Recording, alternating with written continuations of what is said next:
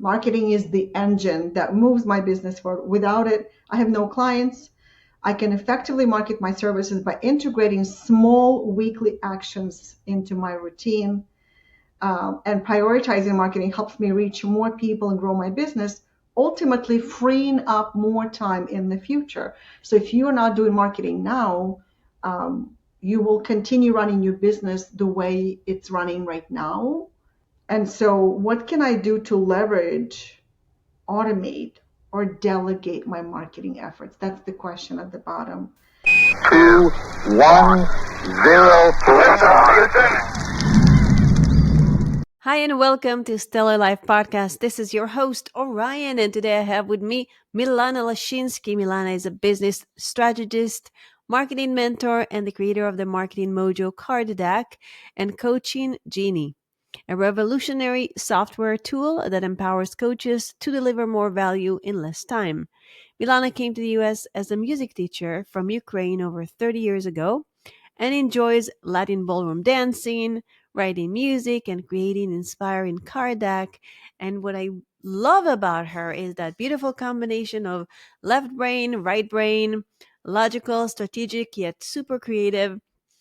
And in the podcast, we discussed how I think that her background in music actually made her a very unique and brilliant marketer. We talked about what holds people from marketing their business, a very simple yet effective way to market your business, her card deck, Marketing Mojo, and more. And now, without further ado, on to the show. Hi, Milana. Welcome to the show. Thank you so much for being here. Thanks for having me, Orion. Great to be here. Yeah. So before we begin, maybe you can share a little bit about yourself, your passion. How did you discover your passion? Well, I am originally from Ukraine, and I used to be a music teacher, a musician. And when I immigrated to the States 32 years ago, I realized that I can't really do music here the way that I want to do it because the structure with music education is very different in America than in the Soviet Union, where I grew up, and Ukraine.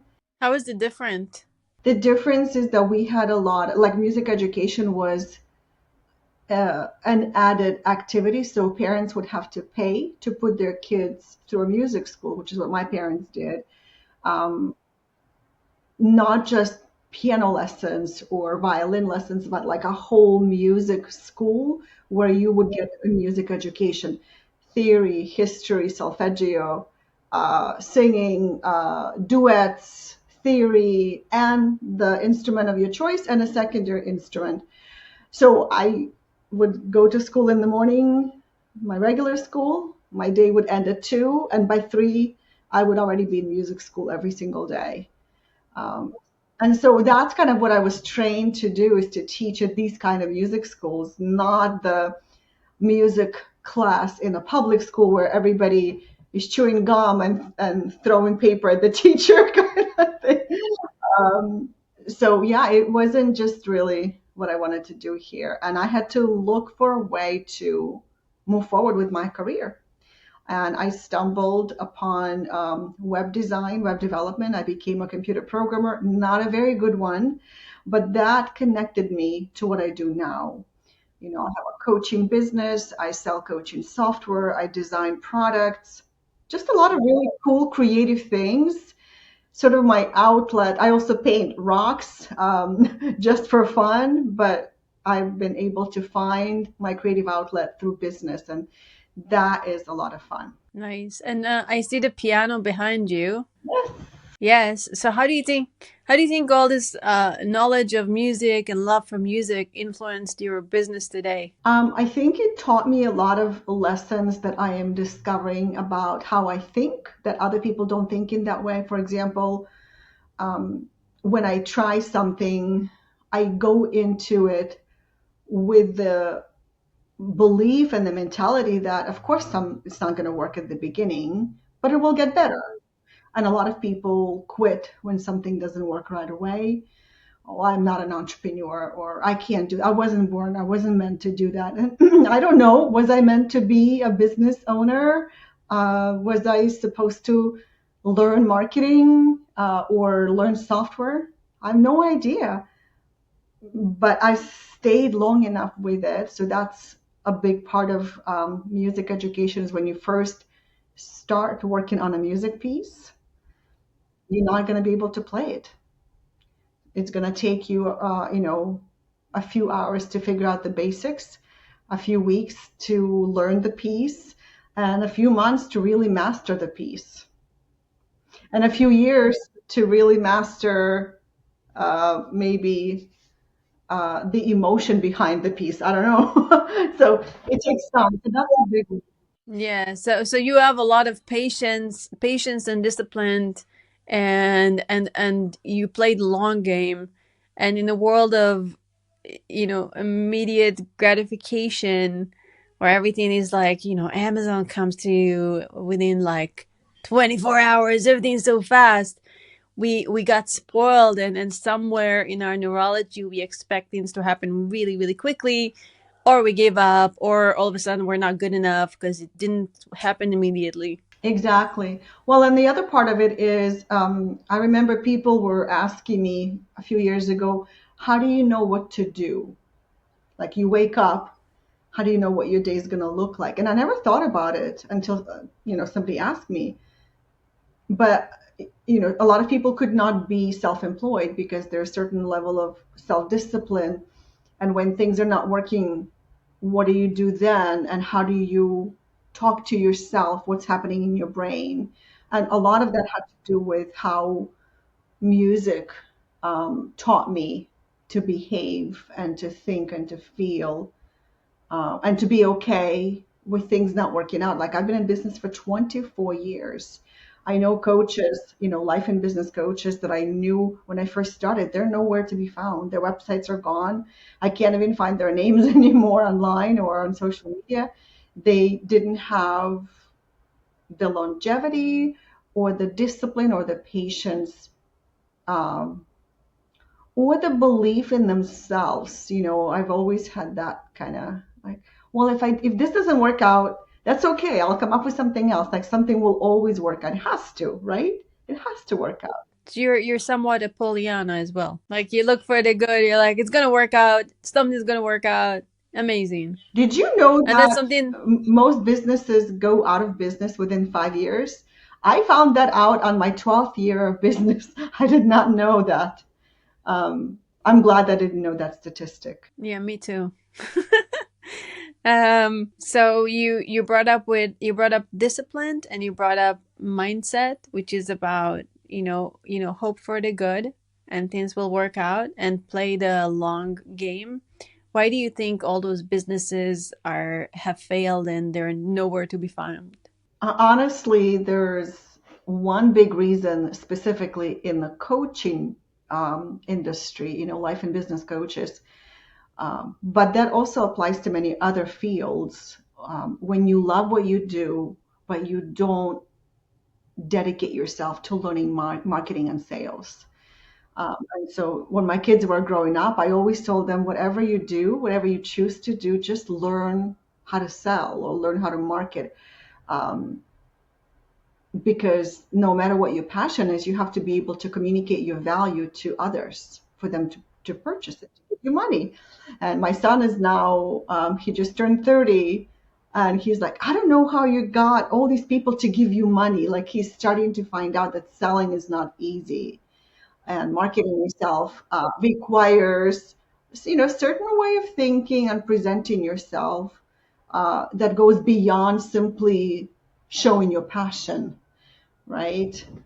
So I would say that, I'm working on a presentation right now for next month, and I'm actually going to start it with a story where I had a coach who I absolutely loved, and I hired her multiple times. And as I'm starting a new project, I thought, let me connect with her again because I really want to work with her. She's a brilliant coach. She went back to corporate consulting. She no longer coaches privately. And I was able to reconnect with her, and I said, are you planning to come back to coaching and, to your own business? And she said, I really don't love chasing clients or pursuing clients. And that's how people see sales and marketing, is the pursuit. And I don't see it that way at all. I see it an expression of value. Yes, you need to be passionate, but it's also self-expression of the value that you can create for clients and doing it in a way that clients hear you. So yeah, if you don't learn at least some of the marketing and sales enough for you to get your clients, it's going to be challenging, and that's what affects the longevity because it's very exhausting to chase clients. Mm. Yeah. So, how do you shift from client pursuit to I am projecting my value, I am actually attracting my clients?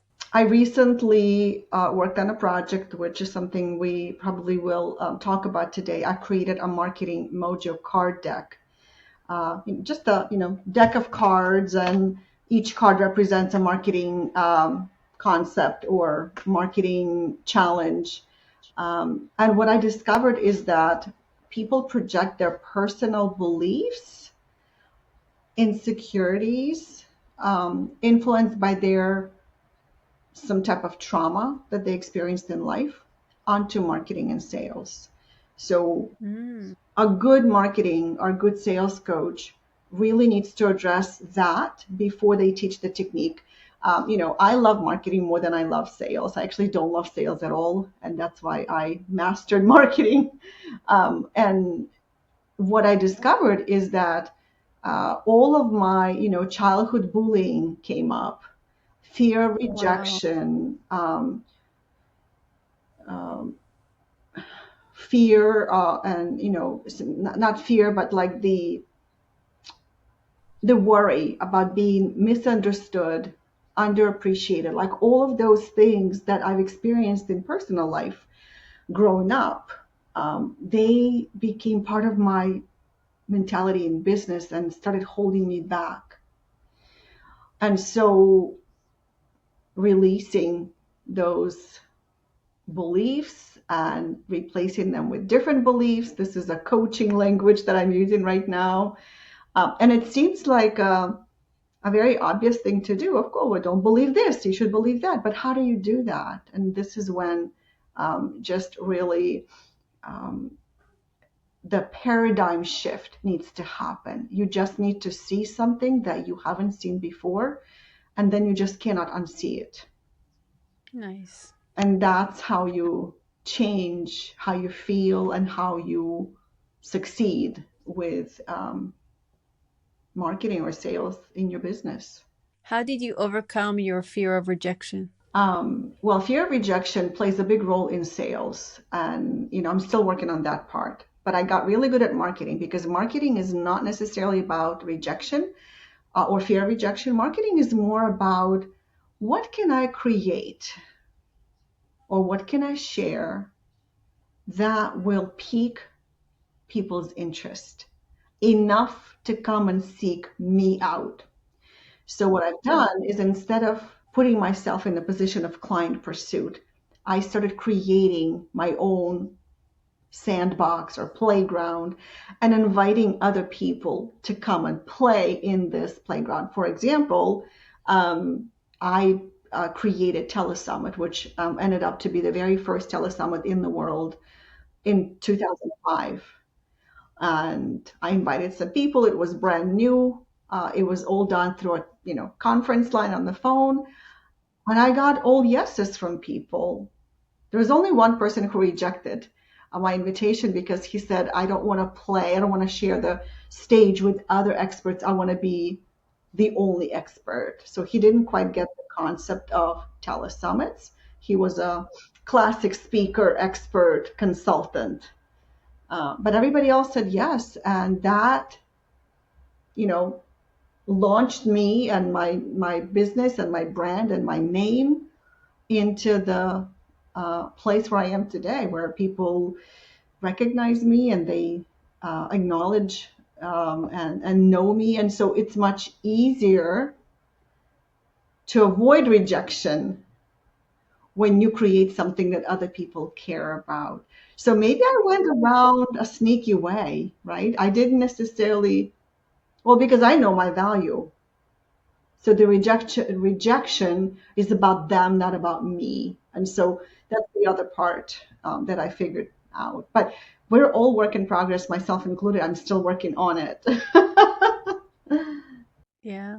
So was it paid telesummit or was it free? The telesummit was paid. Everybody had to pay to attend, which is what's different today. Everybody does. But then you had to sell.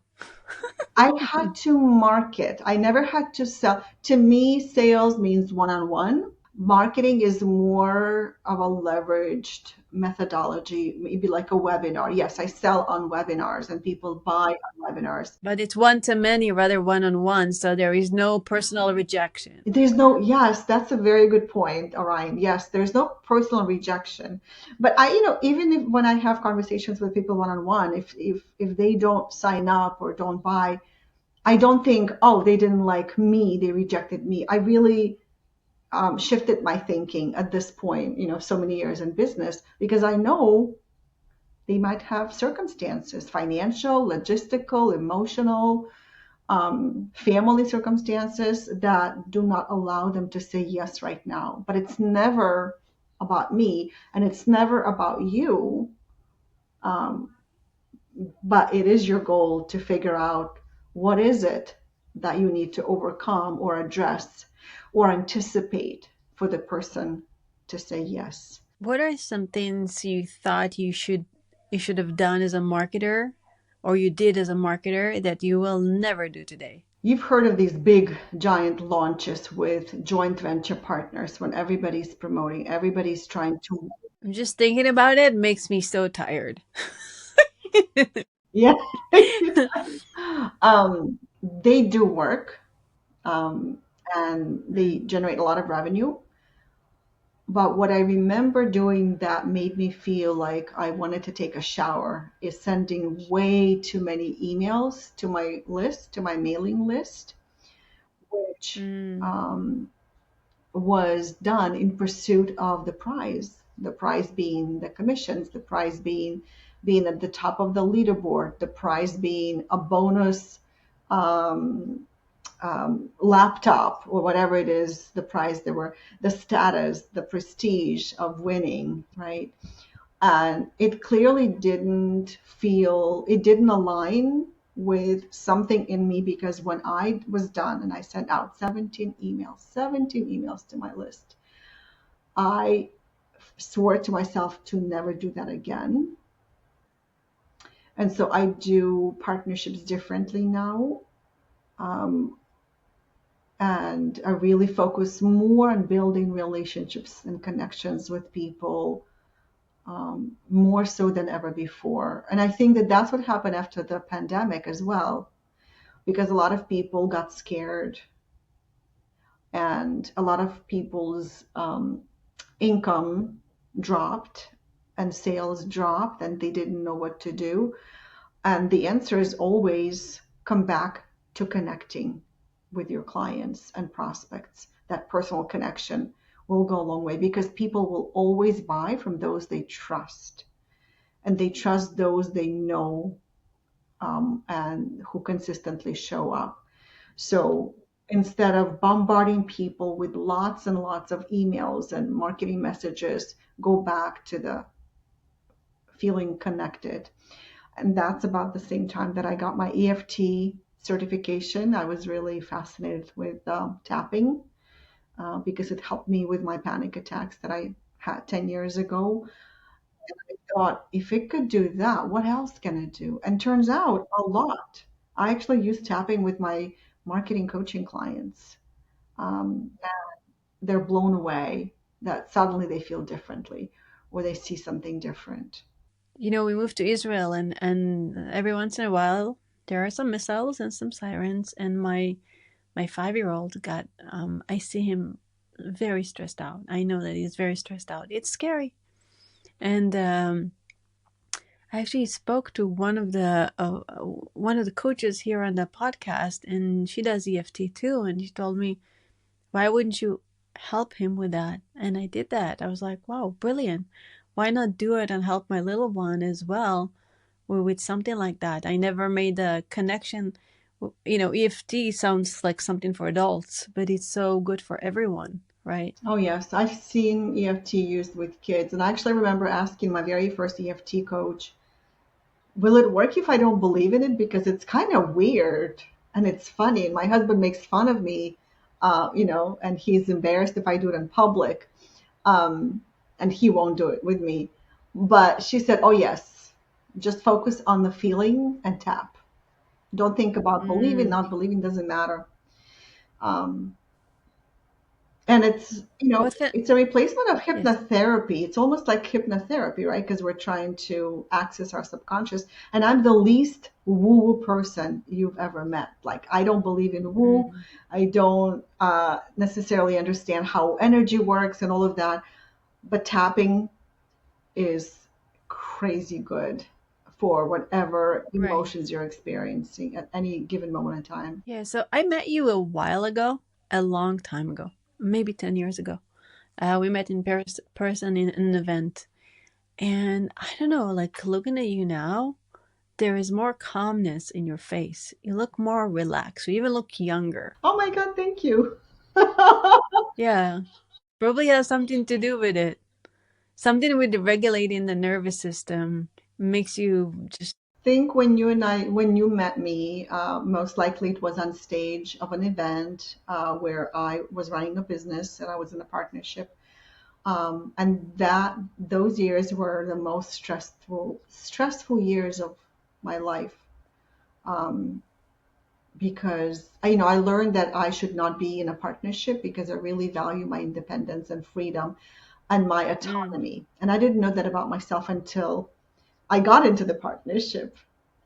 But most importantly, it triggered a lot of the issues that I experienced, um, as a child, and brought out a lot of insecurities. And so you met me when I was struggling. probably you didn't look struggling. Like on, I mean, it looks like you're the leader of the event. Everybody gives you attention. You're like you're the one on stage. But little did we know that you were struggling. Leaders can mask. I've met a lot of leaders who were experiencing a lot of turmoil in their lives, and you could never tell Mm, because they did what they needed to do. And that's what I did. I did what I had to do. I was leading an event and I was speaking and I was facilitating, and I enjoyed a lot of it. Most of it I enjoyed. But I mm, discovered that I really need to, a reason why I went to work for myself is that I do yeah. really need to be autonomous in my everyday life, in my decisions, in my direction, where I want to go. Uh, because when two business people come together, they're very different. They have different ambitions, different personalities, different aspirations, and different ideas for where the business should go. Yes. And there needs to be a level of mutual appreciation and value. And unfortunately, that started disappearing in our relationship. Um, Right. and yeah, so I've been single, business wise, for exactly 10 years this year. Congratulations. Thank you. So, it makes sense to me how you bridge your very, logical left brain with this um, EFT stuff that is more right brain creative. Because even when you play music, you play it with both hands, and that connects both sides of the brain. So for you, it was probably really easy to bring EFT into marketing and combine the two. And I think it's a beautiful combination that is very unique to you because of your background. Yes, I think it's very unique to me. I don't know personally anybody who does marketing, teaches marketing, and does EFT because they're so opposite, it seems like. However, if you think about why people don't market or don't market well, it's not because they don't know how. It's because a lot of the internal thinking and emotions and beliefs are stopping them. So, for example, I have a card. I'll pull a card. We talked about the marketing mojo card. I don't know if you can You can see it, show them. if your Here they audience are. can see it, but this one says Yes. fear of playing bigger. Okay, so Mm. that's a big fear of a lot of my clients, because they believe, and I'm going to read off the card, that playing big means working harder, taking on more responsibilities, doing more marketing, managing a bigger team. I probably need more skills, a larger list, more connections, and for now, playing small feels safer, right? A lot of people would agree with Mm. that, especially in the coaching space. Um, and so, what I discovered is that, okay, well, if that's a fear, if that's the belief you have, you won't do more marketing. You won't be successful with marketing because you're carrying all these thoughts in your mind. And so Mm-hmm. the reframe, and every card on the back has a reframe. On the back, it says playing bigger is about being strategic. And then it really talks about it's not about working harder or taking bigger action. It's about focusing on what truly matters and taking one strategic step at a time. And here's the main shift: it takes as much time and energy to play big as it does to play small. How so? I just use my time differently. I don't need to have it all figured out in order to begin. So we all have 24 hours a day. We all do certain things to grow our business. And people who play big have 24 hours a day. People who play small have 24 hours a day. They just use that time differently. So how can you be more strategic? And then each card actually has a question. What am I waiting for to begin? And what is the next action to start playing bigger? So to Mm. move from, this fear of playing bigger and what does it mean, to asking yourself, okay, what's the next step? What can I do? And also, what would it look like if you started playing 10% bigger? What would that look like? So a lot of these questions that you want to ask yourself, that starts digging deeper into what you believe about marketing, what your beliefs are, and also how can you um, reframe that. And so each card gives you a reframe. And if you tap as you read the card, especially the reframe, then it becomes a deeper dive into what you really should be thinking about. Okay, we pull up another card. I like these cards. Yes. Here's one that's very common for coaches. I love this card because I was doing focus groups and testing as I was developing, this card deck. It's called Marketing Mojo Method, and you can actually find it at the website with the same name. Um, but this card came up over and over again. Here it is. Marketing takes me away from my work. And so, or it takes me away from work, right? So then you're thinking, okay, what's the definition of work? Because when I do work, marketing is a big part of it. So the card says, marketing disrupts my work. I don't get to do the work I love and am meant to do. It keeps me from serving my clients and working on my craft. Okay, so that's what a lot of people told me. The reframe is marketing secures my future. So what does that mean? Is that marketing is an essential part of my work, allowing me to attract clients and create a steady flow of opportunities. This means I can spend more time doing what I love and less time worrying about finding clients. And here's the main shift, or the paradigm shift. Marketing is not just a task. It's a core part of being an entrepreneur that ensures my business thrives. So you're a coach, you think your core business is coaching clients. No, that's part of your work. But the other part is to let people know that you exist, what makes you different, what makes you better than other coaches, um, how you can help people. That's a big part of your work. Otherwise, you're not really able to coach because you don't have clients. And so the question, each card is really like a little workshop, a mini workshop or a mini coaching session. The question here puts you in action. How can I align my marketing efforts with my passion for helping clients so it feels like an extension of my work rather than a separate task? I use these cards as I run my workshops, and so we talk a lot about it, and we come up with ideas for each person. What does it look like if marketing is an extension of my work rather than a separate activity?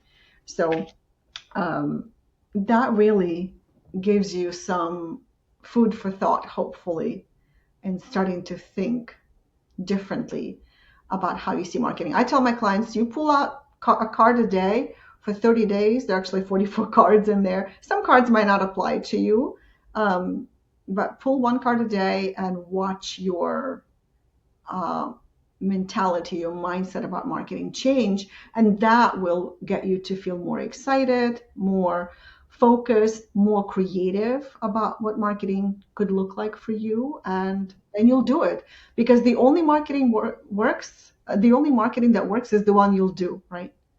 Because I don't do Facebook ads. I don't do blogging as much. Um, but there are certain things that I do that I enjoy, and those things that are working because I do them. What do you focus on in your marketing? So I'm a teacher and a creator.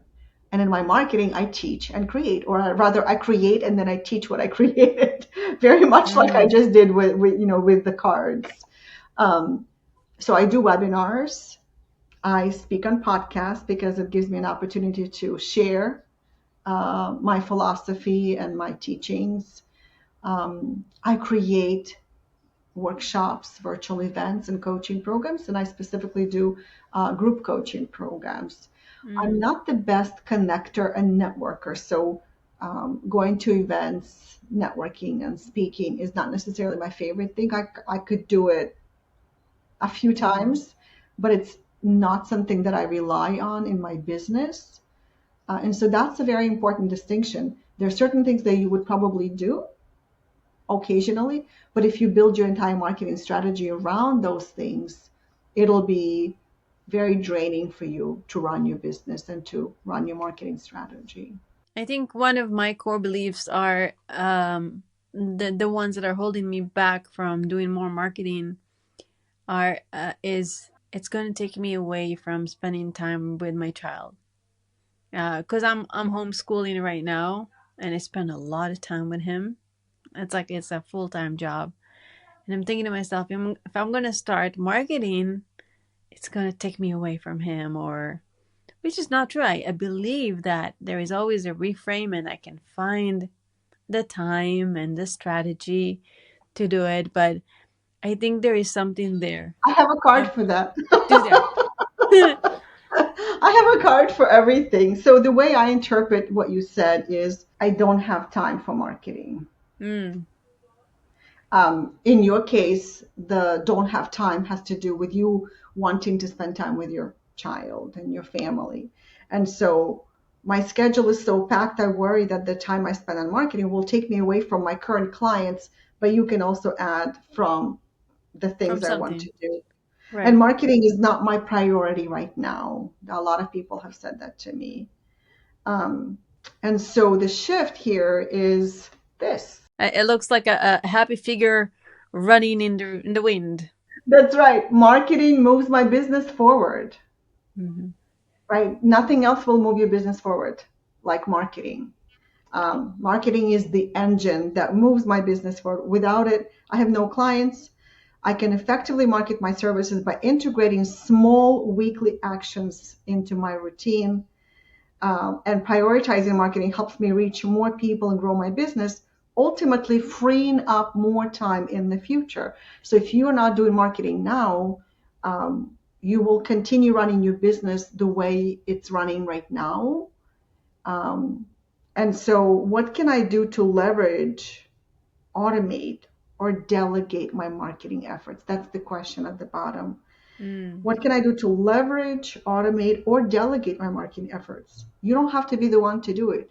There, there are people in the Philippines who will do them for $10 an hour for you. You could automate some of your marketing.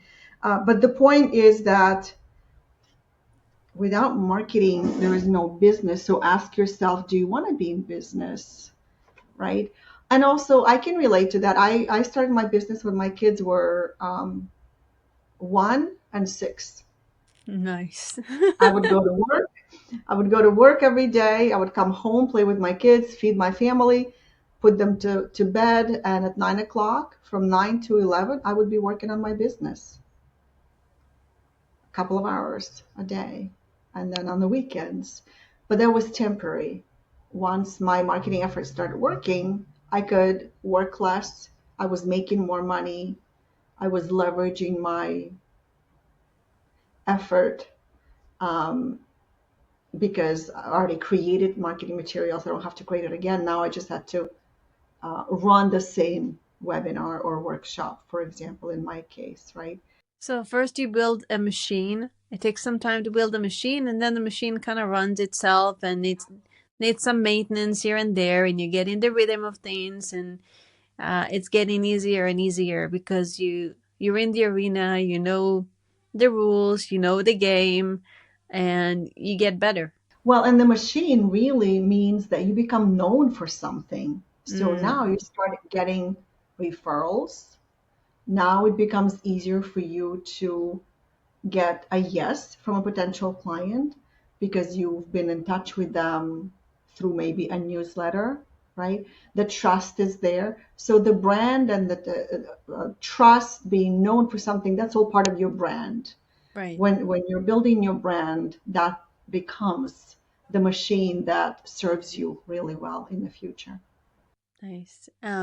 For somebody who's starting and is very inspired from this conversation, what are, beyond working on mindset and tapping, what are some technical steps they should take to improve their marketing?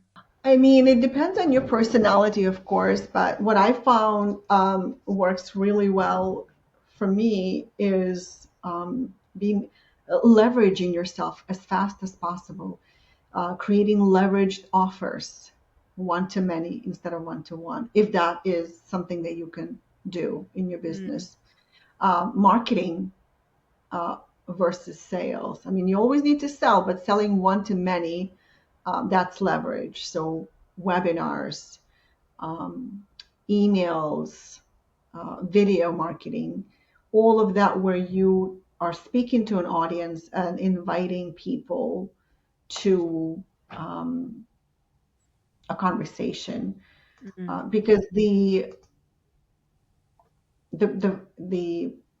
foundation of marketing is very straightforward. You have to know your niche.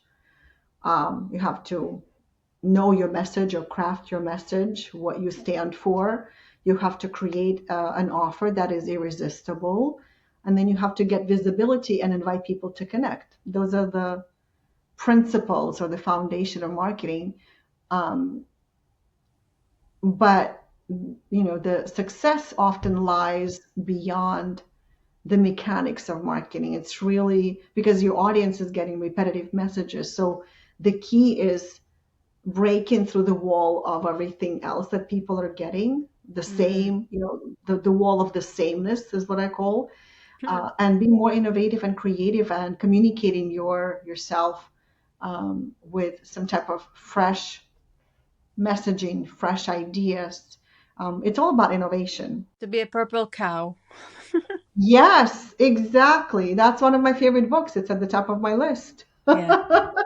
Be a purple cow. Yes, I like that a lot. And do you use any AI tools now? With AI brought into the picture, a lot of things get faster and easier to implement.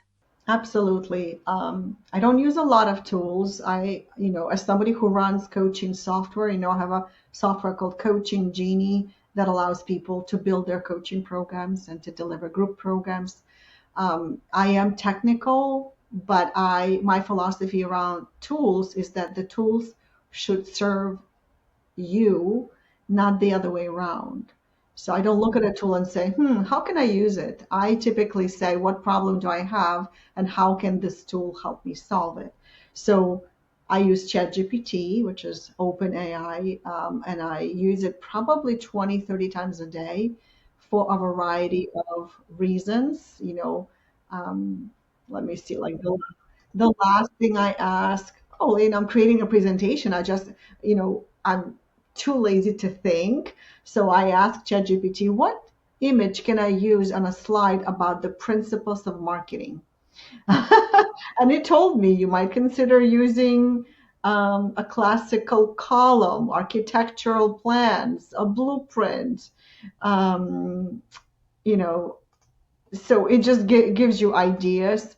I use it to analyze information. For example, if I run a survey, I put all my survey results into ChatGPT and I ask it, so what's the most common complaint from my survey takers?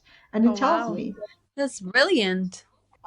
I've done this myself. I would print out pages and pages of survey and then I would just highlight the words and it would take me hours. And now it takes me seconds to arrive at certain conclusions, right? I use it in my group coaching calls with clients when they're looking for ideas for a program title, for a webinar name, you know, just really anything. My daughter just told me she uses it in place of therapy. um, And there's an article that came out on CNN this morning that says the mental health professionals weigh in on ChatGPT being used as a therapist. Um, so I haven't read that yet, but I thought it was interesting. I'm going to review it for sure to see what professional therapists and psychologists. There is some dangers in that, though. I don't think it's 100%. I think there's some dangers depending on what you're trying to address and what problems you're trying to treat. Because when I use it, like, okay, act as a therapist. Here's how I feel. Mm. What do you say? And then I can evaluate its suggestions based on my understanding of the world and my understanding of life. You know, if it gave me some dangerous suggestions, obviously I would know that that's not okay. Right, but that's for you because you're you're a woman and you have life experience and you're smart and you know. But I was just thinking about younger kids doing it, and that's what I was worried about. But Yeah. ChatGPT is very positive, a great listener, and can validate you really well. Oh wow. Yeah. Yeah. Yes. Nice. You are so talented. You're brilliant. You're a genius. Like, oh, thank you. Wow. I wonder what the future is gonna look like in 20, 30 years from now. Um, I heard someone who said that people are gonna ask for legal right to marry their robots, and then they're gonna get, you know, legit. It's gonna get legitimized, and we're gonna have robots as spouses and stuff like that. I hope it will never come to that. I don't know if Oh, you watch anything on Netflix. There's a movie that came out recently called Subservience. There's a very beautiful, sexy robot. And I'm going to leave the rest out. But I'm gonna check it out. that is definitely, when you said what's the future, 20, 30 years, I think that's going to be part of our future. Yeah, a lot of time, the future is revealed in movies. Like if they have an invention they want to release in 20 years, they will kind of put it in movies to have the audience get used to that idea, and then years down the road they'll you know, like Skype, like video chat that used to be some sci-fi thing back in the days. I'm still waiting for the Back to the Future to come to reality because I really want that time machine. That's probably gonna happen too. What do you think the future of marketing is? Where do you see yourself in 5 years from now? Will you do the same thing? Do you think things are going to change? I think we ultimately are the same person with, we evolve and we progress, but the deeper core of us is the same. Like I've always created and I've always loved creating. And when I couldn't create it, I suffered and I went back to creating. So Mm. in the core of me is creating new tools, new things, new ideas. I think I will still create, and I also put a lot of value on original ideas, on innovation, because nobody has the experiences that you have. There's not a single other person in the world. If I were to connect the dots in my life, I started out as a musician, then I became a computer programmer, web designer, business coach, marketing coach, EFT practitioner. I ran a joint venture community. Um, and all of that resulted in me creating coaching software. And I remember thinking, sitting right on that chair by my window and wondering, why doesn't this exist? Why isn't there another group coaching software? A lot of people do group coaching. And I started connecting the dots and I realized that I am the right person to create it because I have all these experiences. So I think the original ideas will really trump the world of marketing. Mm. Finding our own unique ways of doing things, and then finding or attracting the clients who are drawn to us because of those ideas, because of those beliefs. So um, I think originality will never go out of style. ChatGPT is starting to compete with the originality, but still, because it gives, I'm shocked at the creativity of the ideas that it produces when I start doing some, prompting and searching. Um, but it still has to speak to you, and you have to be the one to see the value of that idea, and that Mm. requires a human being. So um, I think relationships and originality and innovation is the future of marketing and business success. No matter what industry you're in, that will never go out of style. Nice. What are your three top tips to living a stellar life? Oh, wow. Just like that. Just like that. First one would be alignment. I actually have, these three values that I live by: simplicity, independence, and creativity. Um, and I wake up every morning and I ask myself, you know, will I get to use my creativity today? Uh, will things be simple enough for me to move forward with the day? Um, and what was the second one? Alignment. Will I get to use my God-given gifts, so to speak, to in my day, in my work? And if the answer is no to any one of those, then I probably don't even want to wake up. So alignment is the big one. I think you should do what sits right on top of your natural abilities, because that makes things much more rewarding and easier and more natural for you. You said the word independence. What does that mean to you? Independence means autonomy. I don't know why I feel that way and how I developed that desire. Um, had a bit of a controlling father. Maybe that had something to do with that. But the ability to make my own decisions and follow my own intuition, my own gut, is very important to me.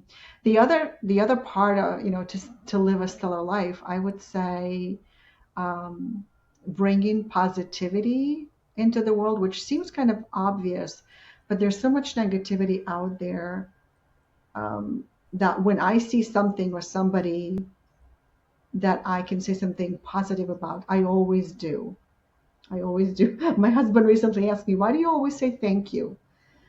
I don't know. Like, I'll say thank you to him like 10 times and in 1 hour for little things that he does. And, it's not very natural. That's actually great for relationships. Yes, well, I appreciate you for bringing me that cup of tea, for putting a blanket over me, or for No. wiping your feet when you get home, so I don't have to sweep the floor. Thank you, thank you, thank you. I like to show appreciation to people a lot, and I think that that's my way of bringing more positivity. I have to think about the third one. Maybe it'll come to me. Oh, there's many. I think you said many already. That was amazing. Um, where can people find you? Where can they get the incredible cards you offer? Use your software, get coaching from you. So I have a website called Marketing Mojo Method, which is really the name of my card deck. I'm going to show it again. Marketingmojomethod.com. That's where people can actually find it. And if you are a coach and you like to create coaching programs and you wish that there was a platform or a tool that allowed you to bring all the moving pieces of your coaching program together, especially if you're doing group coaching, Coaching Genie, Genie like the magic lamp, coachinggenie.com. That would be my second website.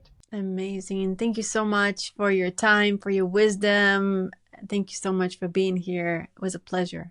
Thank you, Orion. Lots of awesome questions and topics that I never got into before, so this was fun. Awesome. Thank you. And thank you, listeners. Remember to focus on simplicity, independence, creativity, and alignment. Bring positivity into the world and into your life and have a stellar life. This is Orion. Till next time.